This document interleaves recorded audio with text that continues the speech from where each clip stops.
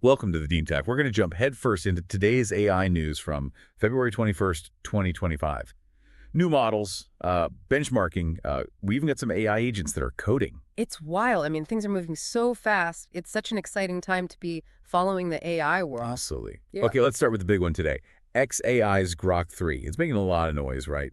Users are claiming it's actually outperforming some OpenAI models, Mm. especially in coding.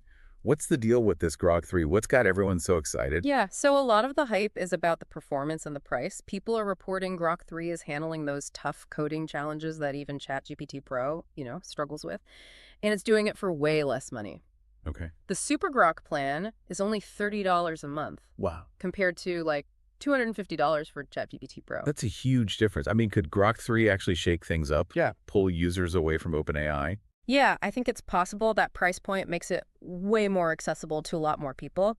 And if it can actually deliver on all the performance, it could be a real game changer. I mean, we'll have to see how it performs long term and what the user experience is like. But yeah, it's something to keep an eye on. For sure. And speaking of competition, DeepSeek's also making some big moves.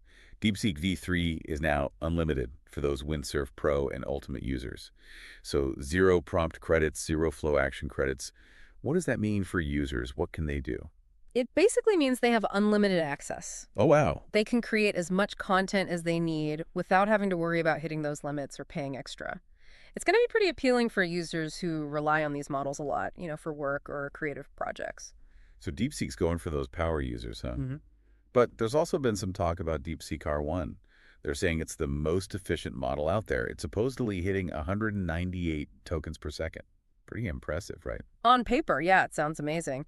But some early users have mentioned performance dips after the first interaction. Oh, really? Yeah, it seems like the quality might drop off a bit. So while that initial speed is great, we need to see how consistent the performance actually is. It's like the AI world is full of promises. Got to separate the hype from the reality. Hmm. Let's move on to something that I think is definitely not hype. Okay. Unsloth AI and their memory-efficient algorithms. Now, this is something that could affect anyone working with AI, right? Researchers, hobbyists, everyone. Why is this such a big deal? Imagine you're trying to train a powerful AI model and you hit a wall. Your computer just doesn't have enough memory. Yeah, I've been there. It happens all the time. Well, Unsloth AI has come up with these algorithms that can drastically reduce the amount of memory you need, like by as much as 90%. And on top of that, they're increasing the length of context the model can handle by 10 times. So it's like you suddenly have all this extra space for your AI to work in. Exactly.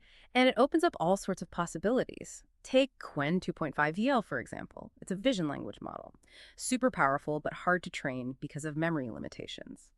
Now, with Unsloth's algorithms, it can be trained on GPUs with just 5 GB of VRAM. Wow, so these complex, powerful models are suddenly accessible to a lot more people. Could this lead to like a burst of innovation because more people can experiment with these advanced models? Definitely. I mean, Unsloth is basically democratizing AI research and development by making it easier to train large models. It could be a major turning point, right? Allowing smaller teams and individual researchers to make big contributions to the field. This is a story we'll be following closely. Now, before we get too lost in training massive models, let's take a look at a model that's built for efficient inference, Small VLM-2. Small VLM-2. It's an interesting one because it tackles a big challenge in using AI models, making them run smoothly on different devices. We don't know much about how well it performs yet, but focusing on efficient inference means it could be perfect for situations where speed and resources are really important. So like smartphones, wearables, Yeah. maybe even those robot butlers we're all waiting for. Exactly. Small VLM-2 could be what makes those AI experiences in our everyday lives happen. Very cool. Okay, let's talk about pushing boundaries. Google's Helix VLA model is doing some really cool things with multimodal AI, combining vision, language, and action in ways we haven't really seen before. What makes Helix so special? Fill us in. It's the way Helix connects understanding with action. It doesn't just process information, it uses it to interact with the physical world. Robots can now follow instructions in plain language and even handle objects they've never seen before. Hold on, so we're talking about robots that can actually understand what we're saying Right. and do things like, I don't know, make coffee, tidy up. Yeah, it's definitely a step in that direction. That's amazing. I mean, the potential is huge. Imagine robots that can perceive their environment, understand language, and then act based on what they see and hear. Wow. That's transformative for so many fields, from manufacturing and logistics to healthcare and even helping out around the house. Helix could be a total game changer for robotics. Mm. But like we've seen with other models, we need benchmarks to see how well they actually perform. And benchmarking in AI, well, it can be kind of a minefield. It really is. There are just so many benchmarks out there. They all have their own strengths and weaknesses, so it's hard to compare models directly. And then you have to figure out what the results actually mean, which can be tricky. Right, because a high score on one benchmark doesn't always mean it'll work well in real life. Exactly. Take the Schultebench AGI benchmark, for instance. It's all about evaluating AI systems on tasks that need a deeper understanding of the world, like reasoning, planning, problem solving. Those abilities are crucial for an AI to actually be helpful and adapt to real situations. So it's not just about answering questions correctly, it's about understanding why and how. Exactly. Schulterbench wants to see if an AI can think critically and use knowledge in new situations. It's a much more challenging and nuanced approach compared to just measuring accuracy on a bunch of preset tasks. It really shows how we need to look beyond simple metrics, you know? We need to consider the bigger picture of what an AI system can actually do. And that brings us back to Grok 3. It's done well on some benchmarks, but there's been some talk about inconsistencies. Like sometimes it even seems to just make stuff up. Oh, wow, really? So even with those impressive benchmark scores, we still got to be careful and really look at what's going on. It seems like the AI world is moving so fast that we constantly need to double check everything. Yeah, it's a bit of a wild west out there. And that's why these conversations are so important. We can dive into the details and figure out what's real and what's not, understand both the potential and the limitations. Makes sense. Speaking of limitations, we talked about those performance dips with DeepSeek R1 earlier. Could those inconsistencies actually hold it back, even with that amazing speed? It's a definite factor. Speed is important, but users want to know they can rely on the model to give them good quality every time. If those dips keep happening or get worse, people might start to lose trust. So it's about finding the right balance between speed and consistency. It just shows how tricky AI development is, right? There are no easy answers. Yeah, it's complicated, and it's a reminder that we shouldn't get carried away with hyping up any specific model or technology. Things change so quickly in AI, what's amazing today might be outdated tomorrow. It's true. It's humbling to remember we're still in the early stages of AI. There's so much more to discover. Absolutely. Speaking of learning and discovery, let's switch gears for a bit. There's another model that's been getting attention, but for a different reason, Reverb 7B. This model has been scoring really high on those STEM-focused benchmarks, especially MMLU Pro. So it's like a math genius. You could say that, but there's a twist. While it's amazing at STEM stuff, it seems to have trouble with creative writing. Not a poet then. Probably not. But it brings up an interesting question. Are we headed towards a world of specialized AI models? You know, where different models are optimized for very specific tasks or areas. It makes sense, right? Right. Just like human specialists, each AI model can become an expert in its own field, whether it's coding, scientific research, or creative writing. Exactly. And this specialization could make AI systems even more powerful and efficient. We could have AI tailored to the exact needs of different industries and applications. It's a cool idea. But what happens to those general-purpose AI models then? Are they still important in a world full of specialists? That's a good question. And honestly, I think they still are. Specialized models have their place, but we still need those general-purpose models that can handle a broader range of tasks. They might not be the best at any one thing, but they can do a bit of everything. So it's like having a Swiss Army knife versus a whole toolbox full of specific tools. Sometimes you need something versatile, other times you need the perfect tool for the job.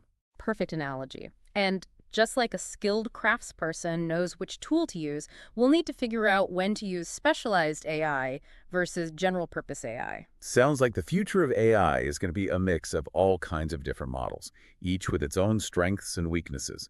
Which brings us to something that could completely change how we build and use these models, the AI CUDA engineer. Now, this is something special. It comes from Sakana AI. They've basically created an AI agent that can automatically create optimized CUDA kernels. Okay, that sounds pretty technical. Can you explain it in a way that even I can understand? Sure. Think of CUDA kernels like the building blocks of high-performance computing, especially when you're using GPUs. Things like training and running those complex AI models. Writing these kernels is tough. It takes a lot of time and special skills. So it's kind of like building a house. You need someone who knows how to build the foundation and walls before you can even think about decorating. Exactly. That's where the AI CD engineer steps in. It takes care of that foundational work, automatically creating highly optimized CUDA kernels. These kernels are the backbone of any high-performance AI application. Wow. It's like having an AI architect that designs and builds the infrastructure for other AI systems. Precisely. This could seriously speed up AI development and make it much more efficient.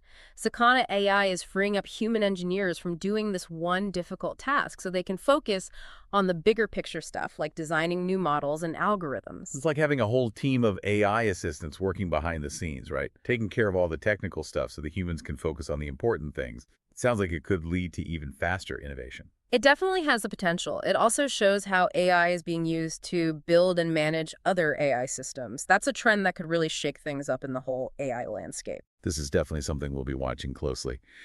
Before we wrap up our deep dive into today's AI news, I want to go back to something you said earlier.